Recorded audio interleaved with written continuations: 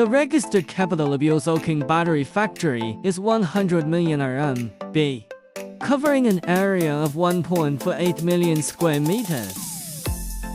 There are currently 480 employees, including over 70 engineering and technical personnel. For 30 years, we have been dedicated to the research, development, manufacturing, and sales of various batteries.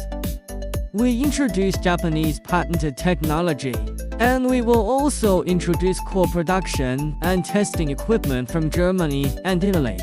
The company has successfully developed more than 10 series of vehicle start-stop batteries, including AGM and EFB series, maintenance-free batteries for extreme temperatures of -55 to 55 degrees Celsius, ultra-long-life gel batteries, and lithium energy storage batteries. Our products are exported to Southeast Asia, the Middle East, Africa, Western Europe, Central and South America, and have received unanimous praise from customers.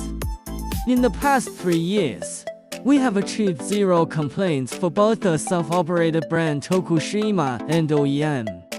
We are currently recruiting national agents for the Tokushima and JOZOKING brands. Becoming our agent not only provides you with various resource support, but also offers you gifts. If you are interested, please click on the link above to join us.